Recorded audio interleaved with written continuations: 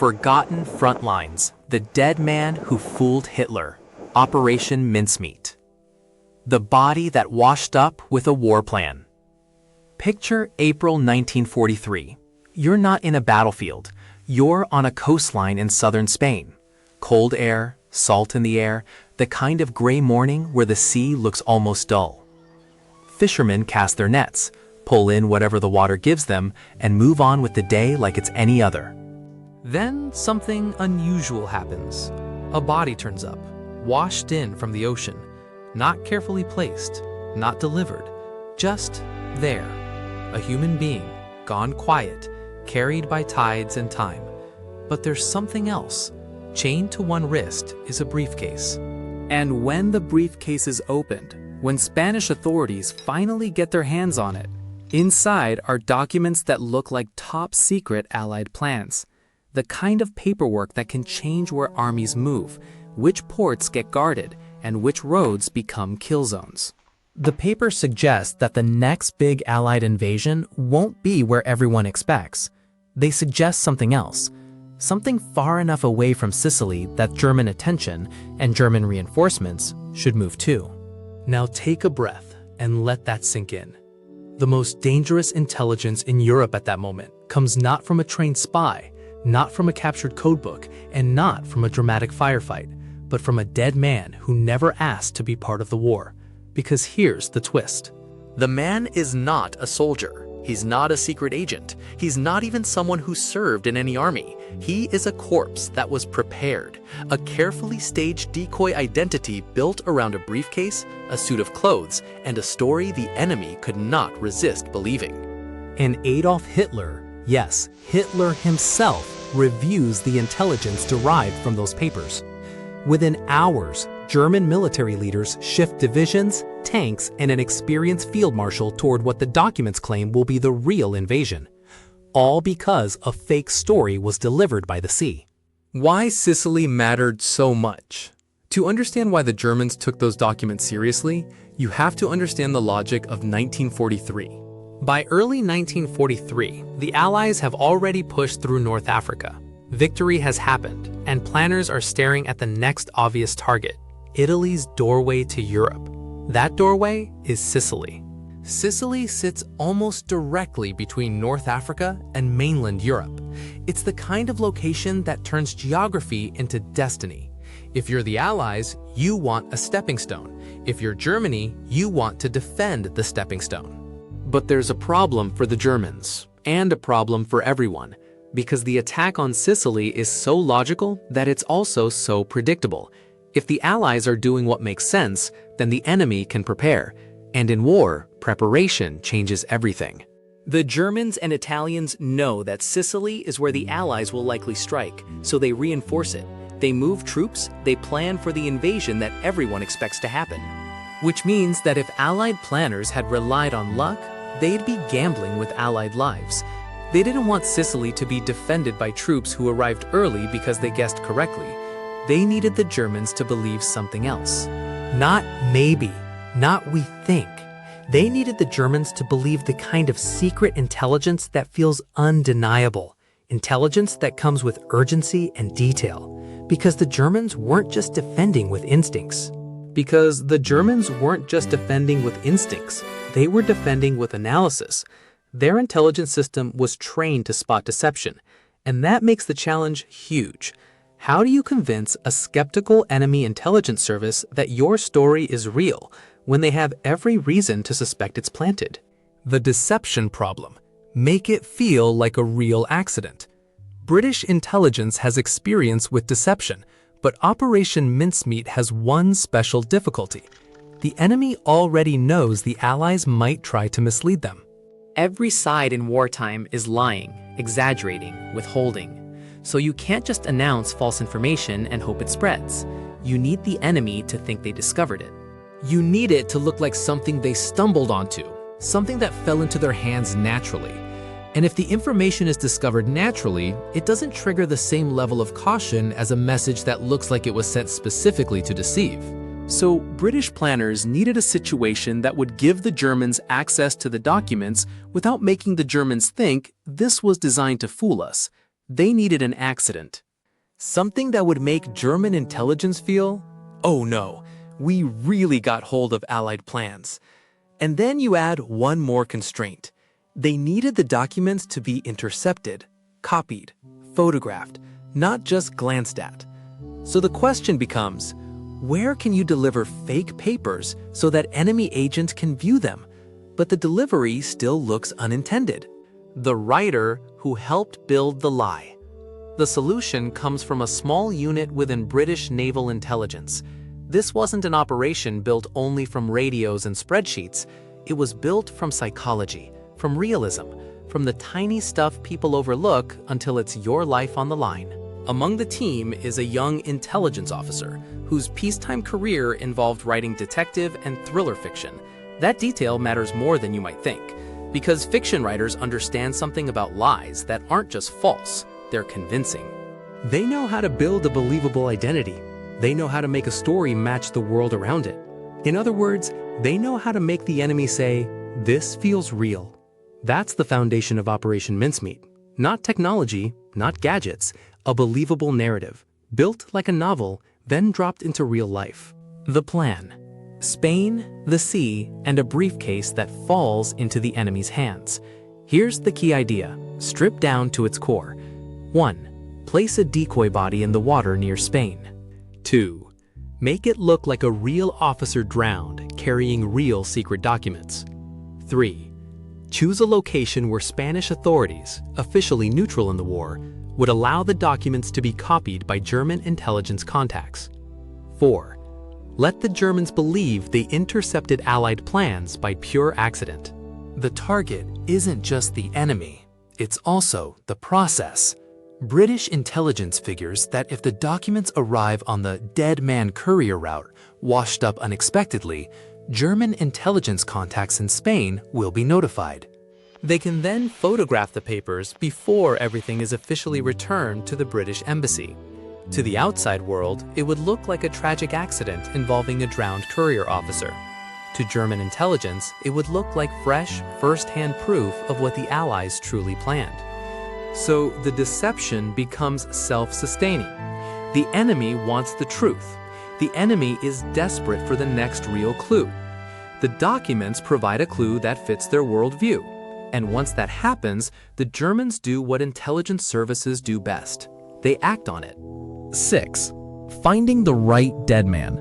Not a soldier, not a spy, just a suitable body. Now we land on one of the operation's strangest and most delicate problems. You can't simply pick any body. This is not a movie where you grab a random corpse and call it done. The operation needs a body that can survive scrutiny, at least the kind of scrutiny that Spanish authorities and German intelligence contacts might manage. British planners need the remains of a man with roughly the right age, a death that fits drowning or exposure, and a life story that can be invented without contradictions that might later emerge. There's also a practical and moral complication. The body belongs to a real human being with a real family. So how do you get a body for a classified wartime operation without turning it into chaos? You do it with discretion, official channels, and secrecy so strict that even many within the operation may not know the true details. Eventually, a man whose death was caused by complications unrelated to violence is identified as suitable, and arrangements are made to obtain his remains while keeping his real identity hidden permanently, even from most of the operation's own planners. The dead man becomes the foundation of a new persona, but his family never gets the full truth. And that becomes part of the operation's long shadow. What happens to a person who can't consent to being used? Operation Mincemeat is a success story in military terms. It's also a human story with consequences that remain heavy decades later. The fictional identity, a Royal Marines officer with a life you can check. Now comes the part that makes this operation feel almost impossible. The corpse needs a full identity, one detailed enough to survive enemy scrutiny. Not just a name, a life. The British team invents a Royal Marines officer. They give him a service record that sounds correct, a fictional fiancée, personal letters, financial details like an overdraft, and even evidence of everyday habits, including an angry letter from his father complaining about his spending. Why include something as mundane as an overdraft letter? Because real intelligence officers understand people. They understand that real secrets do not usually travel alone. In real life, a person carries the mess of daily existence with them. They buy things, they have debts, they have relationships, they receive letters. The uncomfortable details: underwear, uniform wear, and the passage of seawater. When you think about Operation Mincemeat, your first instinct might be to imagine big cinematic decisions, hidden codes, secret maps, shadowy spies. But the real work happens in uncomfortable places. The team debates questions that seem almost silly until you realize the enemy might inspect the body. For example, what kind of underwear would a Royal Marines officer plausibly wear? Would the uniform show wear consistent with active service? How long could the body remain adrift in the water before the physical condition itself becomes suspicious? This is espionage built like a meticulous prop department for theater, except the stage is the Atlantic, and the audience includes skeptical military analysts and intelligence officers who've seen every trick. Everything matters: what a person would realistically own, how they would carry it, what would still be believable after hours or days at sea. The operation isn't powered by drama, it's powered by realism. The documents: steering Germany away from Sicily. With the identity in place, the briefcase contents become the heart of the deception. Operation Mincemeat relies on two critical letters. These are written as if by senior British commanders, addressed to real Allied generals in North Africa. The letters discuss upcoming operations in a tone that feels plausible, casual enough to seem authentic, detailed enough to feel like genuine intelligence. But the key is what they don't say clearly. They embed false information, suggesting that the next major invasions will be directed towards Sardinia and Greece, not Sicily. So, the false targets become the center of German analysis. And British planners are careful about how the information is presented. They don't simply write, "We're attacking Sardinia next." Instead, they use deliberate imprecision, enough real operational flavor to convince the reader it's genuine, but arranged so that enemy analysts will make the exact inference Britain wants. This is a subtle type of deception. It's not just a lie, it's a trapdoor disguised as a decision. The German intelligence system is skilled enough to challenge obvious nonsense, but if the story feels like authentic secret debate among commanders, it becomes harder to dismiss.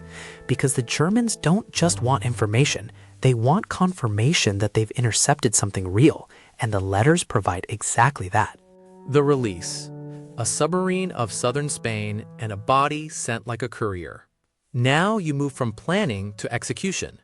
In April 1943, a British submarine surfaces quietly off the coast of southern Spain. It's near a town where Spanish authorities have an active, cooperative relationship with German intelligence contacts. That matters. The operation needs Spanish recovery and handling to follow a certain expected pattern, one where German contacts can be informed quickly and where the documents can be copied. The body is prepared, dressed in a Royal Marines uniform, fitted with an inflatable life vest to keep it afloat and extend adrift, and fitted with the briefcase chained to the wrist like a real officer would have done if he expected his documents to be his responsibility, even after death. Then the body is released into the water. No ceremony, no explosion. Just the sea doing what the sea does: carry, delay, and deliver. The timing is planned so fishermen find the body the next morning, and once it's found, the operation's logic begins to play out. Spanish authorities recover the remains. The documents are taken seriously. German intelligence contacts are alerted, and the enemy is given the chance to do exactly what British intelligence wants them to do: copy the documents and act on the intelligence. The terrifying uncertainty. What if the documents aren't examined? Even with a plan this detailed, British intelligence can't control everything. They can't fully control what Spanish officials will do once they recover the body. Spain is officially neutral, and international protocols mean personal effects of the dead are handled with procedures and care. What if Spanish authorities return the documents unopened? What if the Germans never photograph them? What if the entire plan collapses because the accident doesn't produce the results British intelligence counted on? For the people in London, Watching the operation play out through reports and indirect confirmations, uncertainty becomes its own enemy. They have to wait days and weeks, hoping the chain of human behavior performs as predicted. In operations like this, the gamble isn't whether deception is clever. The gamble is whether other humans, who have their own rules and incentives, will behave in a way that turns the deception into real intelligence. Operation Mincemeat banks on bureaucracy, neutrality protocols, and intelligence networks all working together in the right pattern. That's a lot to ask, and yet it works. Confirmation. Germany copied the documents and Hitler reviewed them. Later intelligence gathered by the Allies confirms the operation's success. The documents were indeed removed from their envelopes. They were photographed in meticulous detail by German intelligence operatives using the Spanish contacts. And then, crucially, the documents were resealed before being returned through official channels, along with a formal note expressing condolences for the loss of the officer. To anyone casually observing the paper trail, everything would look proper, untouched, handled with dignity. But in reality, Germany has seen the content. Germany now has the false information, and that false information reaches the highest level. Adolf Hitler reviews it personally. That's where the deception becomes strategic power, because Hitler's decision-making isn't just local. It triggers movement across commands, divisions, and theaters of war. The effect: troops moved away from Sicily, toward Greece and Sardinia. So what happens next? Germany treats the documents as credible evidence of Allied intentions. As a result, reinforcements that might otherwise have flowed towards Sicily are redirected towards Sardinia and Greece, and an experienced German field marshal is dispatched to oversee defenses in Greece in anticipation of an invasion that, in reality, will never come. Troops, armor, and naval resources shift across the Mediterranean based on a story invented around a corpse in London. From the Allied perspective, that's both astonishing and hugely consequential. Because even if you can't undo war, you can influence where it bites. And in summer 1943, the bite matters. July 1943, Allied forces invade Sicily and find weaker defenses. Now you reach the moment that validates everything. In July 1943, the Allies launched the real invasion of Sicily. What they find is not just different, they find a defense that is meaningfully weaker than it would have been without the deception. Some forces are waiting in Greece and Sardinia for an attack that never arrives. They're positioned with the confidence that the intercepted documents created. Meanwhile, Sicily, where the Allies actually strike, has fewer troops than it might have had if the Germans correctly guessed the target months earlier. That difference isn't just an abstract advantage. It affects how quickly Allied forces can advance, how long landings take, and how intense the resistance becomes. And historians who have studied Operation Mincemeat generally credit it with playing a significant role in reducing Allied casualties during the invasion. Not because the deception is magic, because in war, timing and positioning can turn fatal encounters into survivable ones. A story built from a life. Why mundane details mattered. If you step back, Operation Mincemeat looks less like a battle and more like a carefully staged human illusion. The British didn't win because they had the strongest weapons. They win because they built the enemy's next belief. And they did it through tiny details that act like a lie detector, because they mimic the texture of ordinary life. A love letter, an overdue financial situation, a bus ticket, a receipt, a stiff letter from a father who thinks the son spends too much. These things are powerful not because they carry military secrets. They're powerful because they make the fictional man feel like a real person.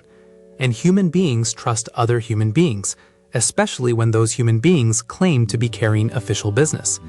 An enemy intelligence officer can question big claims. It's harder to doubt the messy personal evidence that suggests the person behind the documents is real. Operation Mincemeat uses that psychological strength. It's deception as craft, not deception as chaos. The real man behind the fiction, and why the truth took decades. Now we return to the dead man. The story could end with the success, the paper trail, the redeployment, the invasion. But Operation Mincemeat has a final chapter that many people only learn much later. The true identity of the man at the center of the operation remained officially sensitive for a long time, protected under classification for decades after the war. Why? Because the operation used his remains without his knowledge or consent, because his family deserved privacy and respect, and because intelligence agencies understood that revealing too much too early could compromise similar methods in the future. So for years, the identity stayed locked away. Only a small handful of people knew the truth at the time, and even then, details weren't shared broadly. It was later, through declassified documents and surviving witness accounts, that historians and journalists pieced together the man's real identity with reasonable certainty, and what they find is deeply human. This man's real death was tied to an ordinary tragedy, complications unrelated to violence or espionage. He didn't die as a courier. He didn't die in a plane crash at sea in the invented story. He didn't serve in the fictional military career. His involvement was not heroic.